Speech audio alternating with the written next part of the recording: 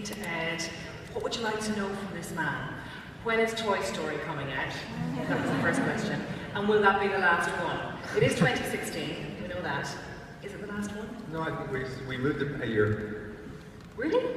Yes, we moved it a year. Every one of our movies they're incredibly hard to make, and sometimes you have to say, I need more time for it.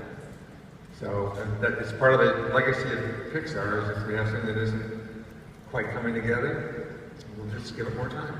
Is that part of the story is king ethos that I know you lived by for a while, then you fell out with that phrase for a little while and you went back to it? If it's not right, you're prepared to say, let's stall here. Yeah, the issue for me with the story is king is it was a phrase. And the problem with the phrase is if you say the phrase, you may think that that's what you're doing.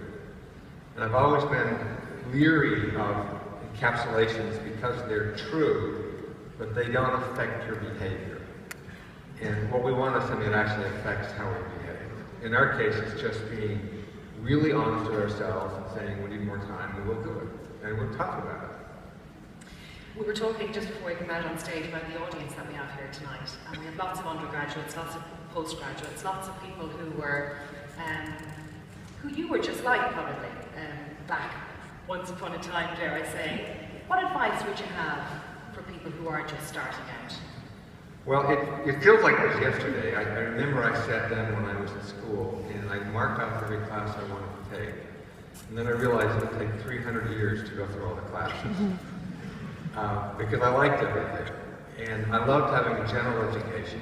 I believe that people should have a general education. But the way I look at it is very good to experience really deeply a certain field. As if you have that experience, it changes the way you look at the world. At the same time, you should have a broad view of a lot of things. Like I love history class and geology and economics. But I was only looking at those at a high level. But I think once you experience something deeply and you've got a broad view, then at some point something clicks in and you know the experience is going to be. You can then take that experience and apply it some other time in your life for the thing that you finally find is your true love. I mean, did you know what you wanted to do? Yes, I knew for a fact that I wanted to work in theoretical physics. How's that going for you? Well, it's one of those things. I wonder what would have happened if I had stayed on that path. And I really liked that at the time.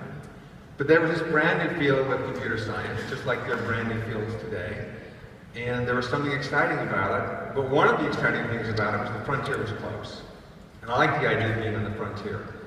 So I switched over, and then I graduated and worked for a while, and then I came back to graduate school, intending to pursue computer languages. But right at that time, they were laying the foundations for computer graphics.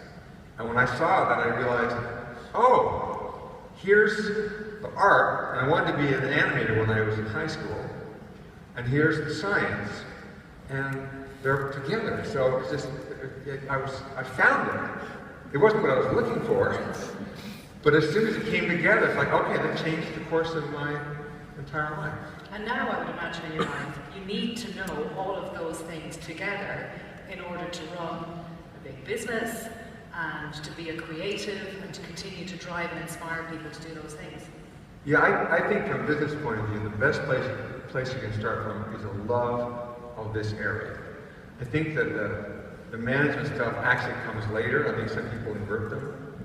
That you should really love the area that you want to go into and be excited and be drawn into it. You've written the book on that, on how to keep going, on how to keep being creative, and how to renew the buzz when it disappears or it goes. It's difficult to encapsulate it in a short conversation, but if you could, tell us about how you rediscovered your inspiration and creativity when it had disappeared for a time. Well, for me, since I had this goal of making a computer animated film when I got out of college, and it took 20 years to achieve that goal. When the goal was reached, then I was left without one.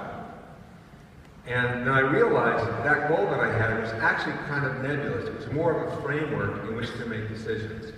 And now I needed to figure out what the next framework was.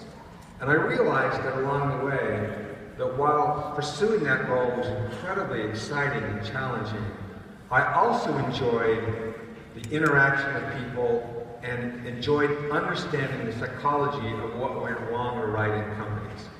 And realized that in most companies when they're successful, that people become deluded. Now, of course, they don't know it. They think because they're successful that they're geniuses. But I kept seeing these people who were deluded, but the implication of that was that if they're deluded, that when we're successful, that means I'm going to be deluded. Did it ever happen to you? Yes. At the end of Toy Story, we drew a lot of conclusions based upon that success. And then almost right away we discovered that some of the stuff that we thought was true was baloney. But the real lesson from that is, that's always true. There's always a certain percentage of what I think which is nonsense. And I figure I'm right about 2/3 of the time and 1/3 of the time I'm wrong. Now, I think most people would think that percentage of being wrong is lower than it is. And I actually think it's lower than that, except that I'm kidding myself. So I say, okay, it really is a third. And then when I look back on it, that's about what it is. I'm just wrong a third of the time. But I think that's the foundation on which one can then start to do self-analysis. And you don't analyze yourself all the time, but every once in a while, you step back and say, okay, how's it going? How's it really working out? And this is what we've learned in our filmmaking, is you have to reach out to other people because you become lost in your own project. We become lost in our films. We need an outside point of view. How do you keep your head when the success rate is so high at Pixar? Because it looks to the outside work, we were talking earlier on, and before we came out here, the hit rate is high, right? It's like 100%. It's 100%. So how do you stop that from going to, not just to your head, but to the heads of those people who work at Pixar? We're always going to be successful. We're brilliant at what we do. Is that a danger zone for you? Well, it's very much a danger zone, but the way we address it is we do have a number of failures. So when I say a 100%, what it means is it's 100% of what we've released. But internally, we've had one freaking disaster after another. And that's the way to keep the humility. It's just a recognition that this stuff doesn't work. I mean, when we start to make a movie, the first version of it sucks. And I don't mean that in the sense that we're self-effacing or being modest. I mean in the sense that it sucks. And we all know that. How far do you let it go before you think, let's just stop spending on this now because it sucks? Well, we have finished every film we've ever started with the exception of one. And the one we didn't start is we were going to do a restart on it and make it. But the guy who was going to restart it said, well, as long as I'm starting from scratch, I have another idea I'd like to pitch. It's a story about the emotions that take place in the head of a little girl. Okay. And we said, you're right, that's a better idea. But with the others, just at all levels, from complete restarts to major problems along the way. And the trick is that as a group, we agree we won't release something unless it's very good. And that's where the hard part comes in. But the question, like, how long do you go? So this is the part that's not obvious. When we're put together in a team and somebody hasn't actually directed before, we don't know if they're going to make the transition. It's really hard to tell. But I would say the leadership actually figures out fairly soon whether or not they can make that transition. Now, they're good people, so you want to give them a chance in coaching and so forth. But at that point, we realize that they aren't going to make it. We don't pull the plug. We actually keep on going. And the reason is, if we corrected a problem as soon as we thought it was there, we would induce fear in the other directors. I would rather spend the money and spend too long down a wrong path than have everybody work with fear. So that's a hands-off management style. Yes. Where you say, you know you've made mistakes and I know it, but I'm not going to do anything drastic here. Right. Figure it out. Are you not sitting there going, oh, this money we're spending on something that everybody knows is not going to work? No, for me, one of the most important things is to realize that fear of failure is deeply ingrained in every one of us. And we can talk about how failure is important to learn, and we all know that. But we look at the positive benefits of failure in the past, we think we survived that. But looking forward, we don't know what's going to happen. So there's an emotional feeling that we want to avoid the failure, and it's just built into us. So that happens at every level in the company or in any group. So our most important responsibility is to remove the fear. If we remove the fear, people become more creative. And that means letting things run on, things that you know are not ever going to see the light of day. That's right. How do you know something's good? Well, we are trying to communicate with the world, and so when we watch a screening, if we find something that's emotional or connects with us, and we know that and we feel it, it isn't something that you can just say at the end of the film we're going to put something which is emotional. Nothing actually works unless all the pieces line up to make it work. So if you know and can feel that this is coming, then you're on the right track. And until you found that time and you got this emotional connection, you don't know if you're going to find it. Has online, is it killing the movie business? Well, no, not at all, but it is changing it. The biggest change is actually, there are two changes. One is the DVD market has definitely gone down, so that has an effect, and it transitions over to other forms of distribution through the internet. And the other is that the time that people have, their free time, is now spread out over more things. Things that are available over the internet that are video games and so forth. So it's more of a competition of time. And so the high-end films, like we're making, or Marvel or Star Wars, they actually do just fine.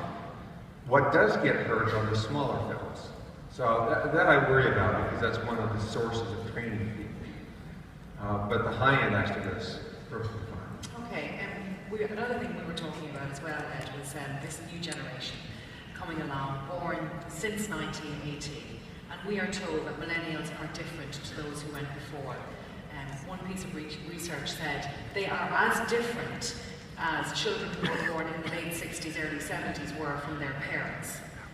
If you think about that difference. Do you buy that? Do you think that there is a different generation coming, that they think in a different way and are almost alien to you and me? Well, no, I actually think it's a very inappropriate concept. Are there differences? Yes. My parents lived through the Depression and World War II. I came up through the 60s, and then we had the music in the 80s. So I was also part of the technological development which changed. So the first 4 hubs on the internet, one of them was in Utah, which was where I was. So the notion of using email and technical change was part of what I grew up with, what my kids grew up with. Now, are they consuming media differently? Are they getting their news differently? Yes. Is it better? Not necessarily. But people are very complex. There's a lot going on. So I can look and say, that there are clearly differences, and my kids and me are all part of those differences. But do I want to label them as millennials? I actually think that's a disservice to people. And I don't think it clarifies anything. I think it's giving a label to then claim that we now know something. Oh, we've got some insight. We're dealing with millennials. You know, it's like, what?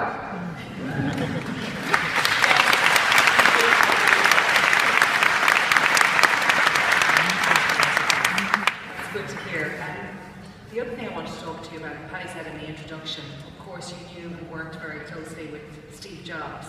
Since his death, how do you think he's been characterized? Well, actually, this is an important topic for me because I believe I worked with Steve longer than anybody else. I also never had an argument with him. We had a very good relationship. And there's this public image of Steve, and I know how it happened. And early in his life, there were certain of his behaviors which weren't very good. He wasn't a very empathetic person. And I knew him when he was like that. But there's this general impression that there was this behavior, this bad boy behavior, but he was genius. So you take that genius to this bad boy behavior and you've got this incredible output today. This image does a terrible disservice to people, because it's not what happened. What happened was, Steve did have that behavior, and he failed at it, and he was kicked out of Apple. And then he started Next and Pixar, and the first versions of Pixar and Next failed. They didn't work. Steve was overreaching, he tried a number of things, and they didn't work. But Steve is incredibly smart, and he realized that those things didn't work. This is the classic hero's journey. Cast out of his kingdom, wandering around and learning lessons. Steve changed. He became more empathetic. If he said something strongly, he knew that it affected people, and he would go out and try to watch for them because he didn't want a negative effect on the people. Do you know how he did that? Did he just sit in a dark room and say, I'm going to be different, or did he seek out help? It took place over a couple of years, but I think what it was the recognition that Next and Pixar weren't doing what he thought they were going to do. And part of it was, with certain deals he had done, he had both succeeded, but they caused the failures. But he is introspective, he thinks about things. So 20 years ago, over this 2-year period, we saw this fairly dramatic change. Everybody that was with Steve at that time stayed with him for the rest of his life. Here's the problem: when people would call up to interview or write about him, then, like I was interviewed, and Steve was still alive. I wasn't going to psychoanalyze Steve, and none of these other people would do it either. So the result was, this story was never in the public record. And so it wasn't that Steve that made the Apple, it was the transformed person who made the successful Apple. That's the real lesson. Is that if you learn from life and you go through the failures and you make the changes to yourself, then you put yourself in a position where you do things you couldn't have conceived of or could have achieved earlier on. Did you ever go through a transformation like that? Anything similar? Well, I like to think so, although my view fairly early on in life was that I had to continually transform myself. So I looked at college that way, and then when I went off to work in New York Tech in the research group, and at the end of that I said, okay, what did I do wrong? That's when I went to Lucasfilm. So I started fresh at Lucasfilm, and then tried some things. Some of the things I believed about how you engage with the outside community worked. Like right from the beginning, we published everything. And we were competing intellectually with other people to make the first film. But everybody else was keeping their ideas secret. Whereas what we did, we published everything, and the win was, we got the people. I didn't care about the ideas, I cared about the people. And so every one of these was a step in learning, and I'd like to think I can keep on doing that. What exciting things are happening at Pixar that we wouldn't know about and we're allowed to know about, and you're going to tell us about now? Well, I mean, for me, the exciting thing is something you won't know about until we succeed with it, but we're trying to go through our own transformation as a company, because people who are coming into the company now cannot experience what we went through when we made Toy Story. We can talk about it, but it's not part of the mythology. So what does it mean for somebody coming into a successful company? How do we think about them and enable them to then create things that I can't even conceive of? And for me, that's the most important thing. It's not to have a stable culture that repeats what we did. It's to have, in one sense, an instability that lets them do things that I don't even imagine. It's been an absolute pleasure to talk to you. Thank you so much for coming to Web Summit.